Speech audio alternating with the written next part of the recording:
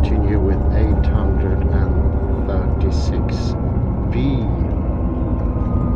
We were earlier talking about bystander, that you are not complicit or inside of knowledge, and how things is founded even before you are born, and that puts rather severe limitations on knowledge.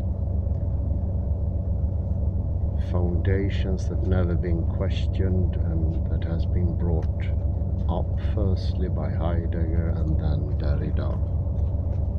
And in the bottom of this is, once you accepted it, once you've taken it to heart, you have no choice anymore. You are locked.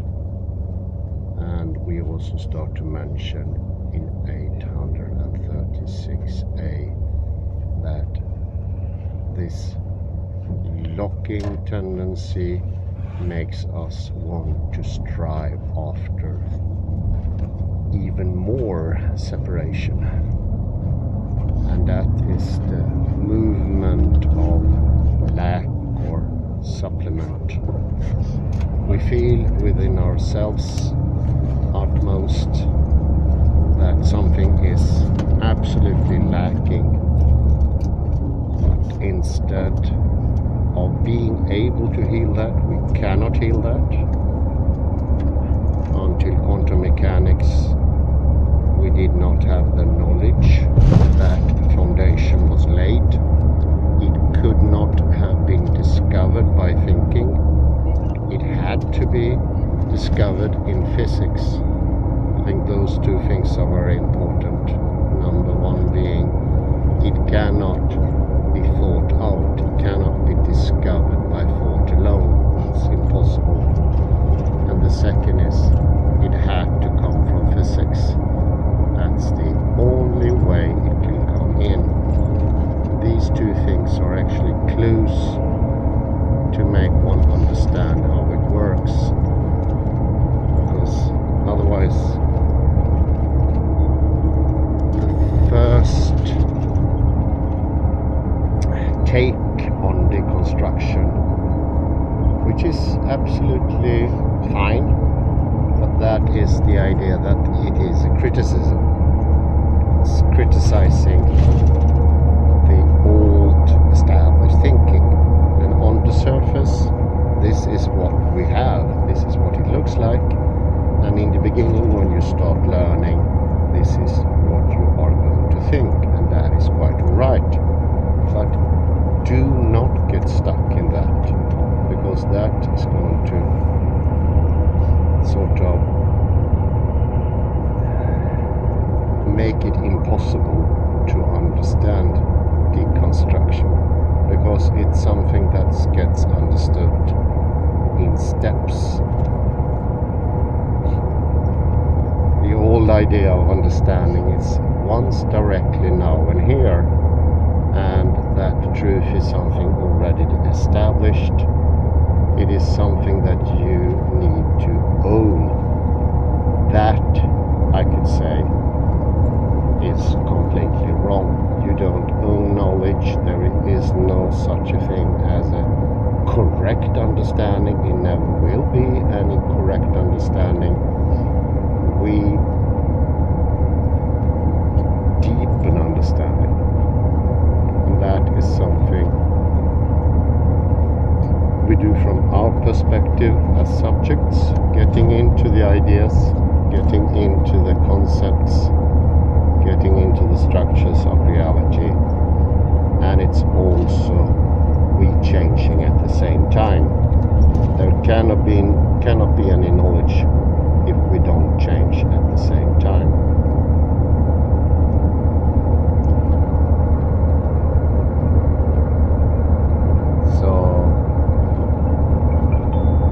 As we are stranded, we are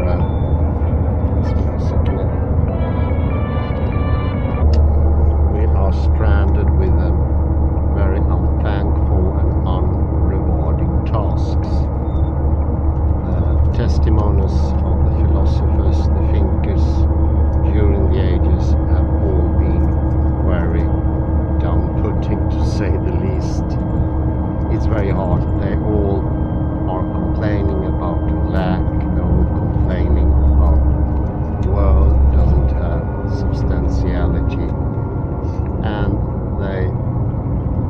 progress in different directions.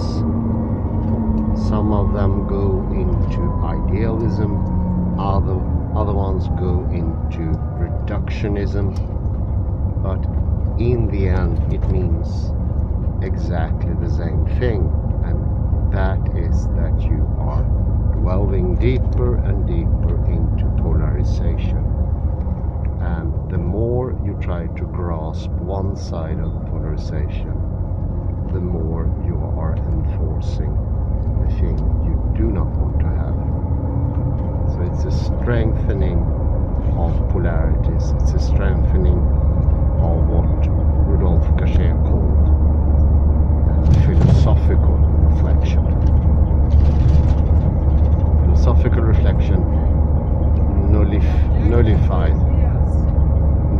nullifies the polarities by taking them in and thereby making them powerless without force to influence, to do something or mean something.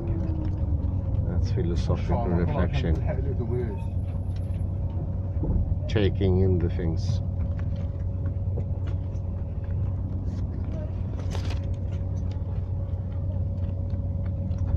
We take it upon ourselves to think that we are the founders of knowledge, that we are the ones that create knowledge, and that we need to understand the universe, and we will not let the universe come to us for understanding.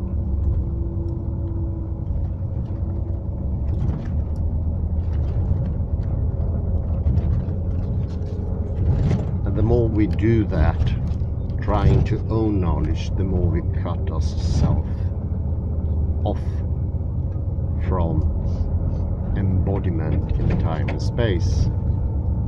We become non-corporal, non-existing transcendental consciousness. Once more, Richard Erlind with his marvelous little booklet about how we went into transcendental consciousness is absolutely accurate. And the more we go into the transcendental consciousness, the more we want to strive for going even further and further. It is an interminable mission.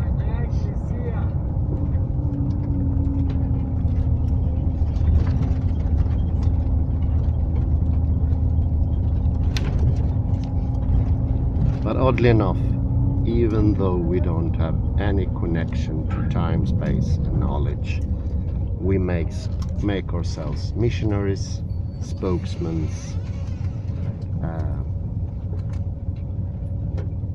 proponents of time, space and knowledge, and we claim to know everything about it, because the way of knowing anything about it is by distancing ourselves as much as possible. So we make do with an incredible small amount of knowledge. We do not let knowledge enter our lives as a living, breathing and real thing. Knowledge is always distanced. Sorry about the little break there. I think you can hear me better now. My very typical tendency is that the lack that is felt all through the system, body, mind, your space, I would say even, that gets transferred into a longing. And that longing, one could say, is the story of Western thought. Longing for certainty, exactness, and that's when we are using only one or two of the reflections: isolated reflection, philosophical reflection, or absolute reflection. and thereby shutting out one part of the whole of the hologram, if you want to, and you get stranded in this eternal search for certitude, happiness, wholeness, and understanding. And I would say something very important that especially Derrida points out, that is being able to transfer or be in contact with others. I think that's been haunting the texts of many authors, and by far not only philosophers but also authors of fiction, non-fiction, what have you. This lack of understanding in a complete way, and the text gets stuck in polarities and needs to be healed before it can be digested or taken in.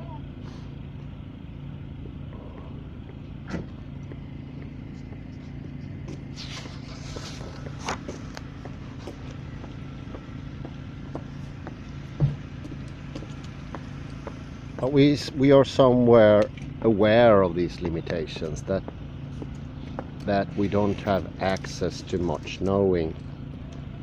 So we insist on the small part of knowledge that we do have, and this one we claim as something that we own. This is ours and nobody else's.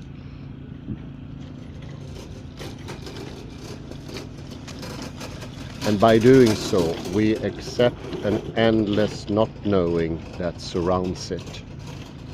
So think about a big canvas. The canvas is painted with a little dot in middle somewhere. And you said, I claim the knowledge of the dot. And that means that everything that surrounds it is discarded, or you accept actually that you can never know anything else, but by defining what you know as owned by the transcendental consciousness, like money in the bank. I think the best example is like you own the whole bank, and you don't have any investors, you don't have any that you own money, but you say this small portion of the money that's in the bank, that's the only one that belongs to me and the bank. And you define that, and you define that by not being the rest of the money, and this is the only thing you claim. And I have a good story. When I started to read philosophy this second time 1 year ago, I think most of us, we were 30 plus students. It was a full class, very popular, just before Corona struck. Must have been a bit longer than 1.5 years ago. That we all noted after 1 or 2 lectures, this is not leading anywhere. This is extremely limited. And one bloke, he just said, this is just words for words, there's non-ending words. Well, that is exactly what it is. It's the manic idea that drives, not the pleasure of having knowledge, not the pleasure of learning something new. There is no pleasure in the activity.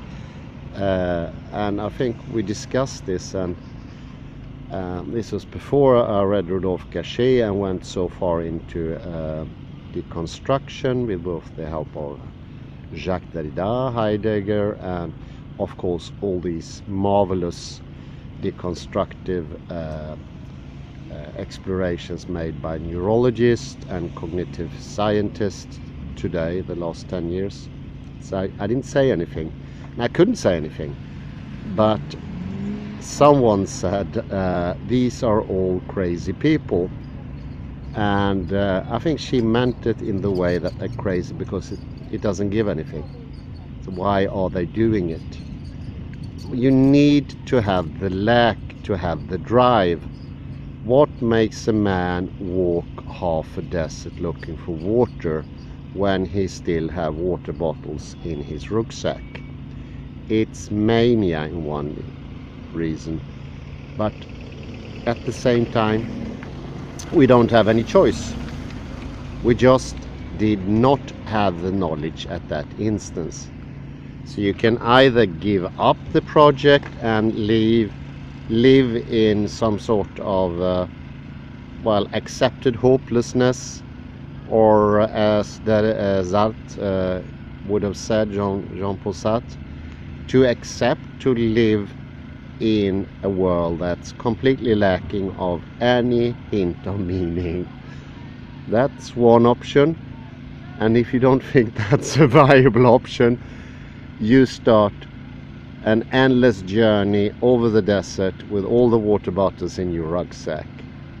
And well, I think that is something we might have said when we ponder about these things. Why is it that people are so obsessed by these things? There is actually a very good reason, because we need this wholeness, we need this felt sense of presence, being aware and learning things. I think that was the bloke mentioned. I think his name was Anders. He said, I want to learn something, I want to progress, I want to leave this university with something more. And that is pretty frustrating, and you cannot expect that at all. The mind's being completely closed. But there are good reasons, and now when we understand it, we get to a method that will, without a doubt, always give you knowledge. Whenever you are, whatever situation, and this is most important, this analytical philosophical idea of knowledge can be in only one subject, that gets dissolved as well, because this is all encompassing, goes into all subjects. It takes in every aspect of existence. That's an absolute prerequisite for it to be knowledge. If you shut out the body, it won't be knowledge. And because this Anders bloke rejected was that it was non-embodied knowledge, and he was going round and around and around, saying the same thing with different words. And this is iteration, as Derrida call it, not in this positive nice way as in fractals, but iteration in an endless repetitive manner. No need for that anymore. Once the mirror is now discovered, the dog is out of the closet and it won't go in again. I say thank you very much, and I wish you a very pleasant afternoon on this rather half springy day. Cheers!